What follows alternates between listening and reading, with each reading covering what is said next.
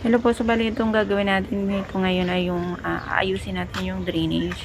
So kung maalala nyo, yung dun sa likod, pag bagong turnover yung unit nyo, meron yung manhole or catch basin na dun umaano yung tubig ulan at saka yung sa lababo. So ito yun, yung connection na yan, yung pipe na yan, ano po yan, 4. Galing po yan dun sa, sa catch basin sa likod, papunta po dito sa harap. So kung maayos po ang connection yan, dapat po tuloy-tuloy hanggang siya dun sa culvert. Anyway, ito naman, sa case naman ito, pinaayos na daw ito ng dating may-ari. So, hindi naman na pinpoint talaga yung problem. So, ulit-ulit lang. So, pag napupuno, hindi kasi makapenetrate pa ilalim. So, babara ulit. So, yan, nakita nyo yung pipe na yan, na kulay asul.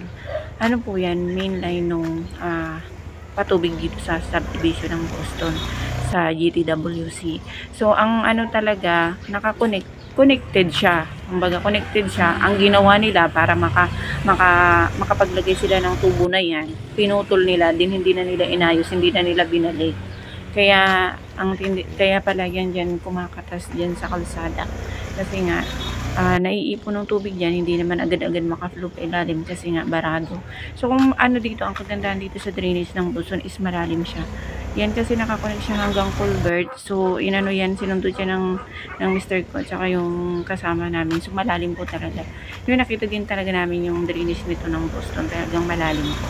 So kung merong pagbara na i-check lang po yung condition yan lagi.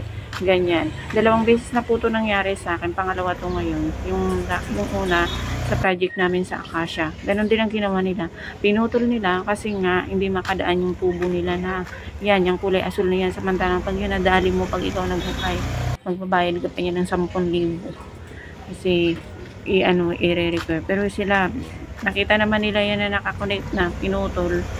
Then para lang makatagos sila. Tapos tingnan nyo naman, ano dun sa butas, maliit na lang yung litaw nung 4 kasi yan. So ang ginawa ng husband ko dyan at saka yung namin tagagawa, sila magtutusok sila dyan na magkukonek sila ng tubo na 3, then gagawin nila tong manhole.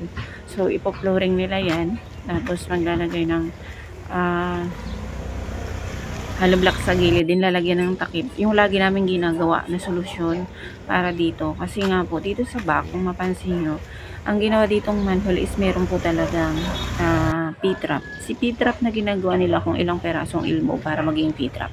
Ang purpose naman po ng P-trap na yon para po mag-imbak ng tubig, para po yung amoy ng drainage hindi po pumasok o mag-backflow papunta dito sa kusina.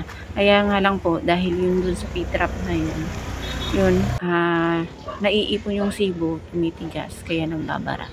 So, yan ang ginagawa namin ditong solusyon palagi. Pinuputol namin para po isang rekta. Wala na pong liko-liko yan. Kumbaga, pagputol mo, yung nakahiga na yan, hanggang palabas na po yan. Wala nang elbow-elbow yan. So, tuloy-tuloy lang po. So, kung dito nakakonek ang lahat ng connection mo, pag umulan po yan, so totally wash out. So, yan, yung tinurong yun na ng pipe na asawa ko, para po yun sa lababo. So, ito po yung ginagawa nilang P-trap. Tingnan nyo po. Nung hinuhukay pa lang namin, nilagyan kasi nila ng sako para po hindi mapasukan. So, ayan po, marami na po silang tinanggal yan. Yung tinaktak na po nila. So, ito po, yan. Yan po yung sibo. Pag tumagal po yan, tumitigas. Para siyang nagiging semento. So, yung po namin dyan, lagi ginagawa namin, tinatanggal na po namin yan. Para po isang diretso na yung tubo din, ipo-flooring namin. So, kahit nandun pa po yung connection ng lababo nyo, at saka floor drain ng CR din.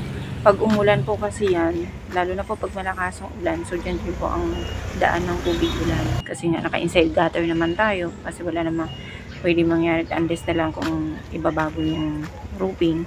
So, pag umulan po, totally wash out, parang nalinis rin po yan. So, ayan po, yung ginagawa na yan, pinuflooring yung baba, din sa gilid, lalagyan po ng hollow blocks, then lalagyan na po ng fixed na takip. Hindi na po yung mag-backflow yung amoy sa CR or sa lababo.